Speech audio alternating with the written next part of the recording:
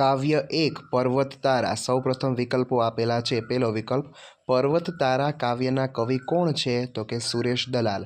કવિએ ઈશ્વરના પોળા ખંભા કોને કહ્યા છે? સી પર્વતને. કવિની હોડીને કોણ હંકારશે? તો કે બી ઈશ્વર. ચાલો એના પછી ખાલી જગ્યાઓ આપેલી છે. પહેલી ખાલી જગ્યા, હે ઈશ્વર હું તને જોઉં છું ક્યાંક ક્યાંક ને ક્યાંક. બીજી, દરિયો તારું દિલ વિશાળું વૃક્ષો તારી વાત. અને ત્રીજી, અંજવાળાના કાંઠા વચ્ચે અંધારાની નદી વહે. પ્રશ્ન 3 ખરા ખોટા. પહેલો પ્રશ્ન, કવિ ઈશ્વરને સર્વત્ર જુએ છે. સાચું. ઈશ્વર તરણાનો તારણહાર નથી. ખોટું. દરિયો ઈશ્વરનું વિશાળ દિલ છે. સાચું. પર્વત તારા પ્રાર્થના કાવ્ય નથી. ખોટું. ચાલો એના પછી જોડકા આપેલા છે. સર એટલે સરોવર, સત એટલે સત્ય, સાર એટલે લાભ, કેસ એટલે મુકદ્દમો અને પાસ એટલે ઉત્તીર્ણ. ચાલો એના પછી પ્રશ્નોના જવાબ. પાંચમો પ્રશ્નમાં પહેલું, કવિ ઈશ્વરને ક્યાં ક્યાં જુએ છે? કવિ ઈશ્વરને સર્વત્ર જુએ છે. બીજો પ્રશ્ન, કવિ પ્રકૃતિમાં કોના દર્શન કરે છે? કવિ પ્રકૃતિમાં ઈશ્વરના દર્શન કરે છે. કવિ કોને ભગવાનની આંખ ગણે છે? કવિ સરોવરને ભગવાનની આંખ ગણે છે. ચોથો પ્રશ્ન, વિશાળ દિલ હોવું એટલે શું? વિશાળ દિલ હોવું એટલે દરિયા જેવી વિશાળતા હોવી. પાંચમો પ્રશ્ન, ઈશ્વર આપણી સાથે કઈ રીતે સંતાકુકડી રમે છે? ઈશ્વર રાડ, ત્રાડ, લાડ તેમજ મોરના ટહુકારે આપણી સાથે સંતાકુકડી રમે છે. કવિએ જીવન માટે કયો શબ્દ પ્રયોજ્યો છે? કવિએ જીવન માટે હોડી શબ્દ પ્રયોજ્યો છે. ઈશ્વર સંતાકુકડી ક્યાં રમી રહ્યા છે? ઈશ્વર મેઘધનુષના રંગોમાં સંતાકુકડી રમી રહ્યા છે. ઈશ્વર કયા સ્વરૂપે સોગાથ આપે છે? ઈશ્વર ફૂલોના રંગ અને તેમની સુગંધ સ્વરૂપે સોગાથ આપે છે. હોડીને કોણ હંકારતું હશે? હોડીને ઈશ્વર હંકારતા હશે.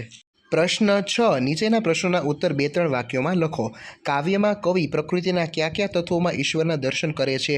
કાવ્યમાં કવિ પ્રકૃતિમાં દરેક જગ્યાએ ઈશ્વરના દર્શન કરે છે, જેમ કે સરોવર, નદી, પર્વત, વૃક્ષો, દરિયો, સૂર્ય, ચંદ્ર, તારા, પ્રાણી, પક્ષી, જીવજંતુઓ વગેરેમાં પ્રકૃતિના દર્શન કરે છે. મેઘધનુષ અને મોરપીંછમાં શી સમાનતા છે?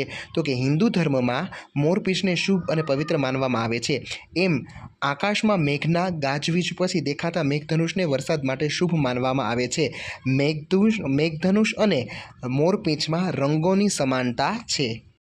એના પછી 7મો પ્રશ્ન, નીચેના પ્રશ્નોના ઉત્તર તમારી નોટબુકમાં લખો. સૂર્ય અને ચંદ્ર એકબીજા સાથે સંતાકુકડી રમતા હોય એવું કેમ લાગે છે? આ પ્રશ્ન તમારે તમારી રફબુકમાં લખવાનો છે. પ્રશ્ન 8, ઉદાહરણ મુજબ જોડો અને વાક્ય બનાવો. ચાલો કોષ્ટક આપેલું છે. કોષ્ટકમાં પહેલાં તમારે છે એના ઉત્તરો લખવાના છે. હવે આપણે વાક્ય બનાવીએ. ઉદાહરણ આપેલું છે. હવે આપણે પહેલું વાક્ય બનાવીએ. આકાશમાં સૂર્ય ગરમી વરસાવી રહ્યો છે. મેઘધનુષના રંગો વરસાદમાં સુંદર લાગે છે. ત્રાડ પાડતા સિંહની કેશવાળી મને ગમે છે. નદી કાંઠે પાણીનો પ્રવાહ ઘસમસે છે. ચાલો નજીકનો અર્થ શોધી તેની સામે સાચું કરવાનું છે.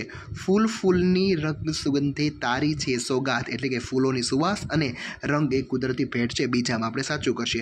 તું તરણાનો તારણહારો ઝરણાનો તુનાદ, એટલે કે ક તણખલાને તારનાર અને ઝરણાના અવાજમાં ઈશ્વર તું જ છે. ત્રીજો પ્રશ્ન, એમાં મારી હોડીને આ કોણ હંકારે, એટલે કે પેલો સાચું આવશે. મારી જીવન નૈયાને કોણ ચલાવતું હશે? 10મો પ્રશ્ન, નીચેની પંક્તિ સમજાવો. તું તરણાનો તારણહારો ઝરણાનો તું નાદ, ફૂલની રંગ સુગંધે તારી છે સોગાત. ચાલો એનો આપણે સમજાવીએ. તું સામાન્ય માણસોનો ઉદ્ધાર કરનારો છે અને ઝરણાનું સંગીત પણ તું જ છે. આ બધા ફૂલોના રંગો અને એ ફૂલોની સુગંધ પણ તારી જ મહામૂલી ભેટ છે. ચાલો ખોટા શબ્દો ચેકી નાખો. લોકો જુદા જુદા કામ કરીને આજીવિકા મેળવે. ચાલો તે આવશે અને કરે ઉપર પણ આપણે લીટો કરીશું. ગુજરાતમાં દિવસે દિવસે ઉદ્યોગોનો વિકાસ પામ્યો પણ આવશે અને થયો પણ આવે. બાકીના ઉપર લીટો. ભગવાને સૃષ્ટિનું સર્જન કર્યું. પરીક્ષા નજીક આવતા તેણે તૈયારી આરંભી. 12મો પ્રશ્ન, ઉદાહરણ મુજબ તમારે કરવાનું છે. તારે તે તારણહાર, સર્જન કરે તે સર્જનહાર, રક્ષણ કરે તે રક્ષણહાર, ખેડે તે ખેડણહાર, પાળે તે પાલનહાર, દેખાડે તે દેખણહાર. ચાલો એના પછી 13મા પ્રશ્નમાં તમારે ખાલી જગ્યા પૂરવાની છે. નુકસાન, સમસ્યા, પછી સીવણ, પછી શિકાર, સરોવર, શાબાશી, વિશેષ અને વિશેષ. ચાલો એના પછી 14મો પ્રશ્ન, નીચેના શબ્દોની જોડણી સુધારીને લખો. રળિયાત, ઈશ્વર, પતંગિયું અને મોરપીંછ સમાનાર્થી શબ્દો.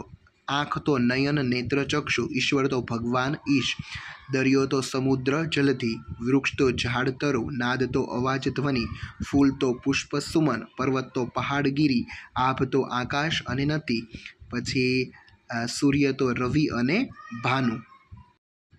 16મા પ્રશ્નમાં વિરુદ્ધાર્થી શબ્દ આપેલા છે. પહોળું તો સાંકડું, લાડ તો ધિક્કાર, સુગંધ તો દુર્ગંધ, અંધારું તો અંજવાળું. 17મા પ્રશ્નમાં છે એ પ્રાસની શબ્દ જોડી આપેલી છે. નાદ તો સોગાદ, તમરા તો ભમરા, સૂર તો દૂર અને વહે તો કહે. ચાલો રૂઢિપ્રયોગ અને એના અર્થ પછી વાક્ય પ્રયોગ કરવાનું.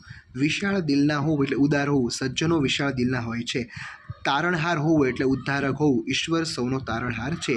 ચાલો અને પછી શબ્દકોશના ક્રમમાં તમારે લખવાનું છે. અલગ અલગ શબ્દો આપેલા છે. પેલો આવશે ત્રાળ, પછી આવશે પર્વત, પછી આવશે વૃક્ષ, પછી આવશે સિંહ અને પછી આવશે સોગાત. ચાલો એના પછી પ્રવૃત્તિઓ આપેલી છે. પ્રવૃત્તિમાં ચોથા પ્રશ્નમાં દરિયાને લગતા ઉદાહરણ આપેલા છે. વૃક્ષને લગતા કયા? તો પંખી, પાંદડા, ડાળી, લાકડા, ફૂલો, ફળો અને વરસાદ. પછી પર્વતને વૃક્ષ, પથ્થર, માટી, પક્ષીઓ, પ્રાણીઓ. આકાશ લગતા વાદળ, સૂર્ય, ચંદ્ર અને તારા. અને નદીને લગતા પાણી, માછલી, હોડી, છીપલા વગેરે. 5મો પ્રશ્ન, ઉદાહરણ મુજબ શબ્દ જોડી બનાવો. ચશ્મા તો આંખ, પતંગ તો દોરી, કપડાં તો સિલાઈ, પછી કાગળ તો પત્ર, હોડી તો દરિયો, વૃક્ષ તો ફળ. ચાલો એના પછી 6ઠા પ્રશ્નમાં છે એ પ્રાર્થના ગીત આપેલું છે અને પ્રશ્નનો જવાબ તમારે લખવાના છે. પહેલો પ્રશ્ન, આપણને ઈશ્વરનો સાથ ક્યારે ક્યારે સાંપડે છે? તો આપણને ઈશ્વરનો સાથ હસતા હસતા ઊંઘમાં રાત્રિ અને દિવસે સાંપડે છે. દુનિયા કોણે બનાવી છે? દુનિયા દેવે બનાવી છે. કવિ કોને રક્ષણહાર કહે છે? કવિ પરમાત્માને રક્ષણહાર કહે છે. અહીં તમારું આ ચેપ્ટર પૂરું થાય છે. Thank you.